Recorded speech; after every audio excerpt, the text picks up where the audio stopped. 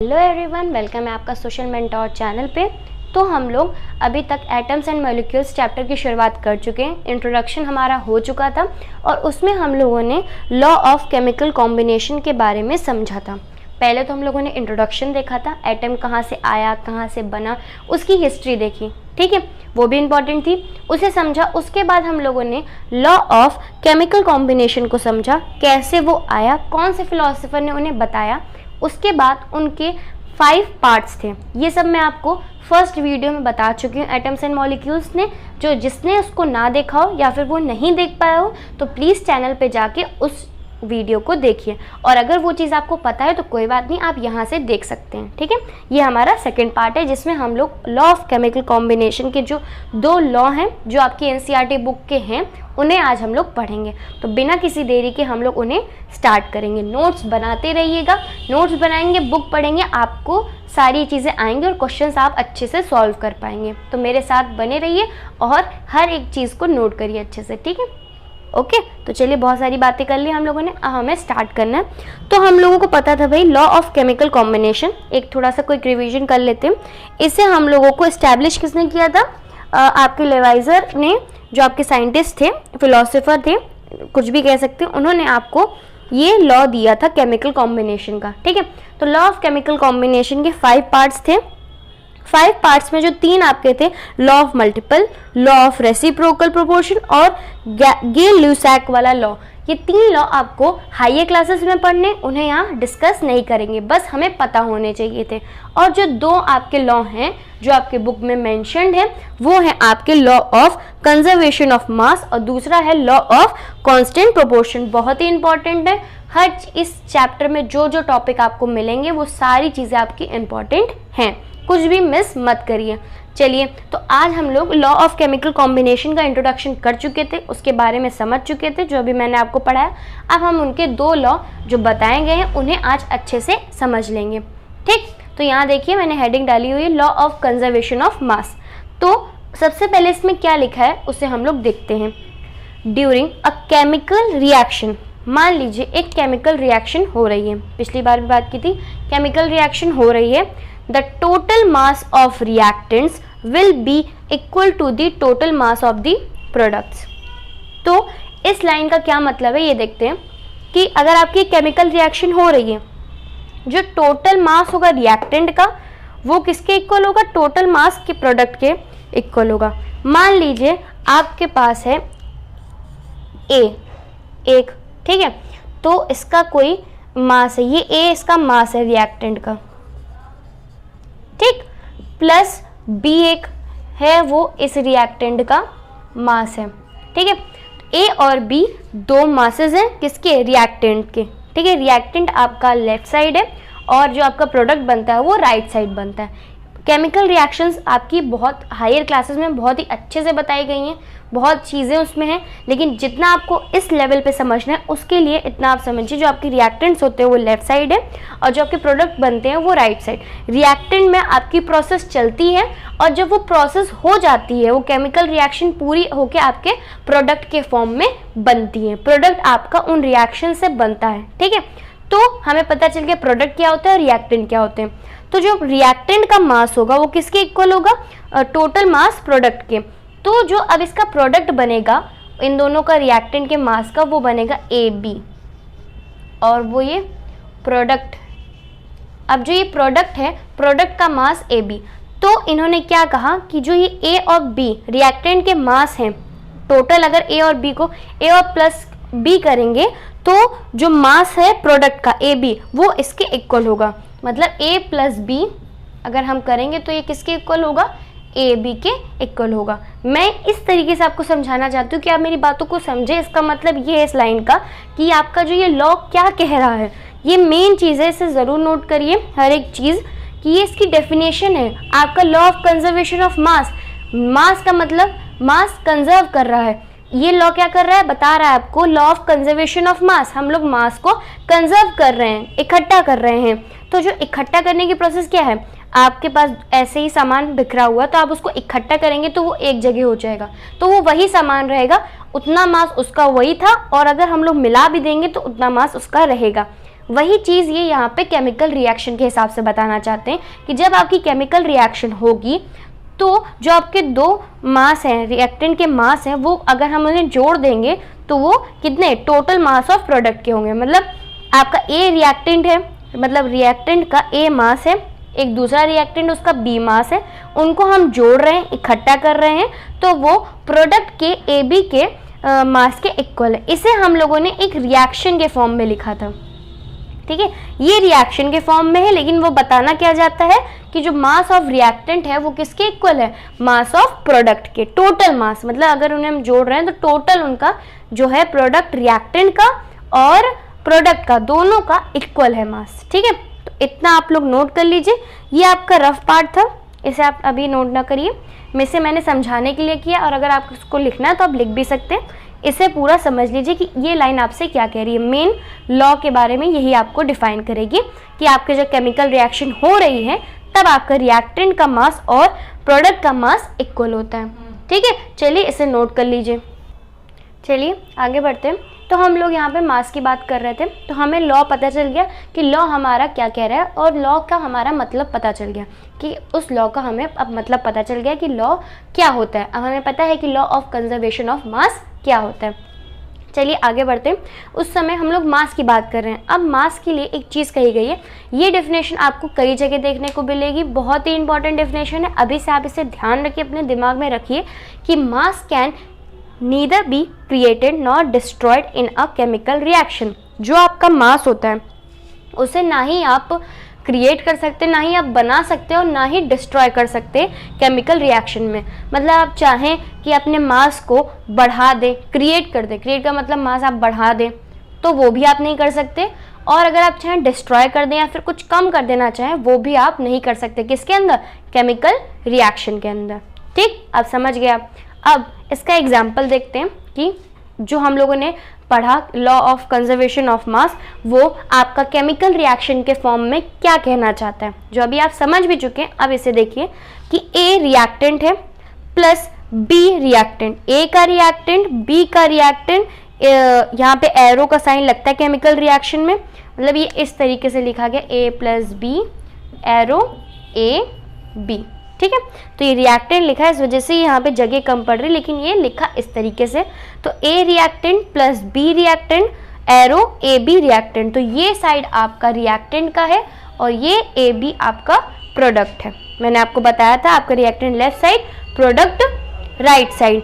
तो अब ये कहना क्या चाहता है chemical reaction, mass of A का mass plus mass of B is equal to mass of A B, जो कि हमारा लॉ कह रहा था डेफिनेशन में कि जो टोटल रिएक्टेंट का मास होता है वो किसके इक्वल होता है, टोटल प्रोडक्ट के मास के इक्वल होता है, ठीक। तो अब आपको अगर आपसे कोई पूछे या फिर 1-2 नंबर में आपके एग्जाम्पल में क्वेश्चन आता है कि आप बताइए, डिफाइन करिए कि law of conservation of mass क्या होता है, तो आप लिखेंगे कि the total mass of reactant is equal to the total mass of product and this chemical reaction आप लोग इसे लिख देंगे, ठीक है, जिसमें mass of A mass of B is equal to mass of A B, जो कि आपकी डेफिनेशन डिफाइन कर रही होगी। चलिए अब हम लोग को पूरा लॉ ऑफ कंजर्वेशन ऑफ मास पता चल गया। तो आई होप आपको लॉ ऑफ कंजर्वेशन ऑफ मास समझ में आया हो। अब हम लोग अपना दूसरा लॉ देखेंगे, जो है लॉ ऑफ कांस्टेंट प्रोपोर्शन। कोई भी अगर इसमें ज़रा सा भी डाउट हो, किसी भी चीज़ में, किसी भी लाइन में आपको दिक्कत हुई हो, आप कमेंट करें, मैं उस चीज़ को डाउट में आपके ज़रूर क्लियर करूँगी, ठीक है। तो इसे नोट कर लीजिए। चलिए आगे बढ़ते हैं। तो दूसरा लॉ है हमारा लॉ ऑफ कांस्टेंट प्रोपोर्शंस। पहले हम लोगों ने पढ़ा था law of conservation of mass, mass को कंजर्व करना। अब यहाँ पे हमारे पास दूसरा लॉ है लॉ ऑफ कांस्टेंट प्रोपोर्शन। तो ये सब आप एनसीईआरटी से भी पढ़ते जाइएगा, नोट्स में करवा रही हूँ। एनसीईआरटी से बुक से आप पढ़ेंगे तो आपको ज़्यादा क्लियर होगा, या फिर आपके पास कोई दूसरी बुक हो तो उससे भी आप पढ़ सकते हैं। कि अब लॉ ऑफ कांस्टेंट प्रोपोर्शन का मतलब है, कांस्टेंट मतलब रुका हुआ, प्रोपोर्शन मतलब एक ही प्रोपोर्शन में होना चाहिए, अलग अलग नहीं होना चाहिए, सेम होना चाहिए, ठीक है। तो ये लॉ को डिफाइन करना है, ये ऐसा लॉ है। तो अब ये लॉ क्या कहता है हमसे, वो देख लेते हैं। इन अ केमिकल रिएक्शन हो रही है, compounds always contain the same elements. अब आप लोगों ने सेकेंड चैप्टर में कंपाउंड्स पढ़े हैं, कंपाउंड मैंने आपको पढ़ाए, तो कंपाउंड की मैंने ज़्यादा डेफिनेशन नहीं, बस जितना था उस टॉपिक से रिलेटेड कंपाउंड को हमने समझा। तो उसमें भी यही था, जो आपकी कंपाउंड है वो क्या करता है, एलिमेंट्स को सेम प्रोपोर्शन में कंटेन करता है। ठीक है, एलिमेंट्स आपके होते हैं उनको सेम प्रोपोर्शन में कंटेन करता है। तो इसमें उसी चीज़ की बात की गई है, in a chemical reaction compound always contain the same elements. जो कंपाउंड है हमेशा कंटेन करता है same element present in definite proportion, जो कि एक डेफिनाइट मतलब एक ही प्रोपोर्शन में होते हैं, मतलब सेम मतलब उनका जो रेशियो होता है वो सेम होता है, मतलब अलग नहीं होता है। मतलब मान लो 1:1 सेम में होने चाहिए, डिफरेंट नहीं होना चाहिए। ठीक है, तो डेफिनाइट प्रोपोर्शन में आपके सेम एलिमेंट्स प्रेजेंट होते हैं कंपाउंड में बाय मास। अब क्या कह रहे हैं कि compounds always contain the same elements present in definite proportion by mass irrespective, मतलब मास के बेसिस पे। हम लोग कह तो रहे हैं कि सेम होने चाहिए, सेम प्रोपोर्शन में होने चाहिए, तो किस चीज़ से सेम होने चाहिए, मास। उनके जो मास का रेशियो है वो कांस्टेंट प्रोपोर्शन में होना चाहिए। तो हमारा जो ये by definite proportion by mass के जरिए इररिस्पेक्टिव ऑफ देयर सोर्स, मतलब जिस भी सोर्स से वो हैं। तो जो लॉ ऑफ कांस्टेंट प्रोपोर्शन है वो हमारा क्या कहना चाहता है, वो हम लोग एक साथ समझ लेते हैं कि उसका कहने का इतना ही मतलब है कि अगर आपकी कोई भी केमिकल रिएक्शन हो तो जो उसके कंपाउंड्स हैं वो सेम एलिमेंट अपने प्रेजेंट करके रखते हैं, सेम एलिमेंट्स सेम प्रोपोर्शन में होते हैं। तो किससे होते हैं, बाय मास होते हैं। डेफिनाइट प्रोपोर्शन होता है बाय मास, चाहे वो किसी भी सोर्स से हों। ठीक, तो ये था आपका लॉ ऑफ कांस्टेंट प्रोपोर्शन। अभी हम लोगों ने इसकी थ्योरी पढ़ी, एग्जाम्पल से समझते हैं तो आपको और क्लियर हो जाएगा। तो इतना आप नोट कर लीजिए, तो हम लोग इसको एग्जाम्पल के बेसिस पे समझ लेते हैं। चलिए एग्जाम्पल से समझते हैं अब हम लोग। तो यहाँ पे हम लोग को दिया हुआ है कि 18 ग्राम ऑफ H2 है, मतलब H2O का मास, H2O आपका वाटर, उसका मास दिया हुआ है। ठीक है, तो 18 ग्राम ऑफ H2O है, उसको हम लोग डिवाइड कर रहे हैं, एक प्रोपोर्शन में कर रहे हैं, कांस्टेंट प्रोपोर्शन में करना चाहते हैं। तो यहाँ पे हम लोगों ने इसमें पता चला जब 18 ग्राम ऑफ H2O में हमारा 2 ग्राम ऑफ हाइड्रोजन है और 16 ग्राम ऑफ ऑक्सीजन है। ठीक है, तो इसमें हम लोग देखेंगे कि मास ऑफ हाइड्रोजन, ठीक है, और फिर मास ऑफ ऑक्सीजन। ठीक है, इसे हम लोगों ने डिवाइड कर दिया। तो हम लोग को पता है कि कौन सी चीज़ क्या है। तो यहाँ पे हम लोग रखेंगे मास ऑफ हाइड्रोजन जो कि है 2 एंड मास ऑफ ऑक्सीजन वो है हमारे पास 16। डिवाइड करेंगे तो आएगा 1/8। तो ये होता है आपका लॉ ऑफ कांस्टेंट प्रोपोर्शन, किस तरीके से निकालना है। यहाँ पे मैंने आपको एक लाइन एक्स्ट्रा लिख दी थी, ये भी चीज़ आपको खुद पता होनी चाहिए कि 18 ग्राम ऑफ H2O है, तो इसमें आपका जो 2 ग्राम है वो हाइड्रोजन है और 16 ग्राम ऑफ ऑक्सीजन है। ठीक है, यहाँ पे 16 ऑक्सीजन के जो मास है वो ज़्यादा है और जो हाइड्रोजन का मास है वो कम है। ठीक है, तो लॉ ऑफ कांस्टेंट प्रोपोर्शन हमारा ये कहता है। ठीक है, तो ये आ गया हमारा 1/8। चलिए एक और एग्जाम्पल देख लेते हैं, तो इसे नोट कर लीजिए। अब लॉ ऑफ कांस्टेंट प्रोपोर्शन को थोड़ा और समझते हैं कि देखिए अब मैंने उसी एग्जाम्पल में क्या किया, H2O ही है हम लोग के पास। लॉ ऑफ कांस्टेंट प्रोपोर्शन को ये एग्जाम्पल से आप समझेंगे तो सही से समझ में आएगा। पहला जब एग्जाम्पल लिया था उसमें हम लोग के पास कितना H2O था, 18 ग्राम। ठीक, तो हमारे पास उसमें 2 ग्राम ऑफ हाइड्रोजन था। यहाँ पे हम लोगों ने 36 ग्राम ऑफ H2O लिया, तो उसमें हम लोग का 2 ग्राम ऑफ हाइड्रोजन की जगह 4 ग्राम ऑफ हाइड्रोजन हो गया। यहाँ डबल हुआ, डबल अगर आपका यहाँ रिएक्टेंट के मास में हुआ तो क्या हुआ, आपके जो ये डिवीजन हुआ, आपने जब इसको डिवाइड किया तब जो हाइड्रोजन का जो मास है वो भी डबल हुआ, 2 की जगह 4 हो गया। तो यहाँ पे 36 ग्राम ऑफ H2O लिया तो 4 ग्राम ऑफ हाइड्रोजन हो गया एंड वहाँ पे हम लोगों ने 16 ग्राम ऑफ ऑक्सीजन हुआ था, तो यहाँ पे हम लोग का 32 ग्राम ऑफ ऑक्सीजन हो गया। ठीक, तो यहाँ पे हम लोगों ने फिर से वही प्रोसेस की, mass of hydrogen divided by mass of oxygen. तो यहाँ हम लोगों ने भाई 4/32 रख दिया। तो क्या किया, इसको डिवाइड करा तो फिर ये 1/8 आ गया। तो इससे हमें क्या पता चला, ये है लॉ ऑफ कांस्टेंट प्रोपोर्शन। आप चाहे मास जितना भी H2O का कर दें, जब भी आप उसे सॉल्व करेंगे तो यही रेशियो आएगा 1/8 का। इससे हमें पता चला, ये वेरीफाई करता है लॉ ऑफ कांस्टेंट प्रोपोर्शन को, जिसमें रेशियो ऑफ हाइड्रोजन मतलब ratio of mass of hydrogen जो ऑक्सीजन के साथ है वो हमेशा सेम रहेगा। अब चलिए थर्ड एग्जाम्पल हम लोग आप लोग खुद बताइएगा, ठीक है।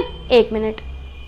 चलिए अब मैं यहाँ पे, हम लोगों ने 36 ले लिया, 16 लिया था, नहीं 18 पहले लिया था, फिर हम लोगों ने 36 लिया था। अब मैं यहाँ पे आपको लेना है आपको यहाँ पे 9। पहले मैंने क्या किया था, 18 का डबल किया था, अब मैंने 18 का हाफ कर दिया है, ठीक है। यहाँ मैंने 9 ग्राम ऑफ H2O लिया है। तो अब आपको बताना है कि इसका आंसर क्या होगा। स्टॉप करके एक बार सॉल्व करने की कोशिश ज़रूर करिएगा प्लीज़। आपको समझ में आना चाहिए कि लॉ ऑफ कांस्टेंट प्रोपोर्शन क्या है।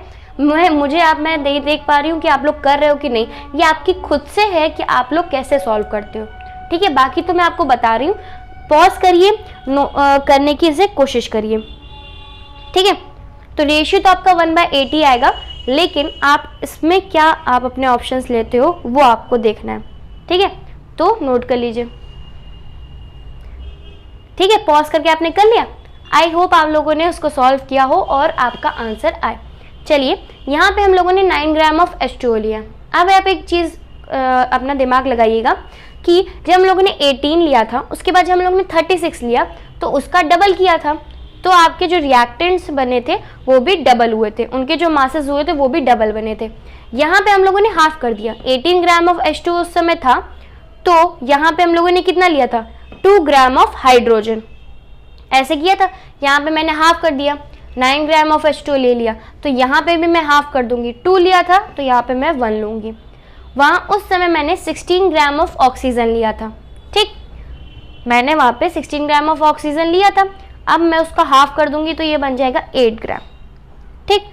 तो mass of hydrogen divided by mass of oxygen, तो मास ऑफ हाइड्रोजन यहाँ 1 और मास ऑफ ऑक्सीजन 1/8।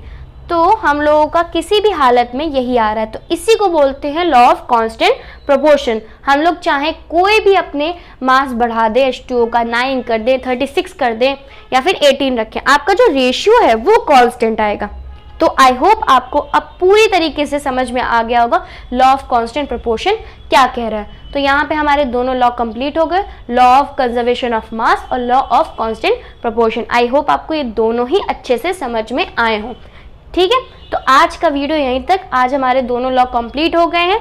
अगला टॉपिक है हमारा डाल्टन्स एटॉमिक थ्योरी, बहुत इंपॉर्टेंट है, तो उसे हम लोग अपने नेक्स्ट लेक्चर में करेंगे। नोट्स बनाते रहिए, हर एक क्वेश्चन को ध्यान से करिए, बुक से पढ़िए। कुछ ना समझ में आए प्लीज़ मुझे डाउट आप पूछिए, ठीक है। चलिए मिलते हैं नेक्स्ट वीडियो में, पढ़ते रहिए और बाय बाय।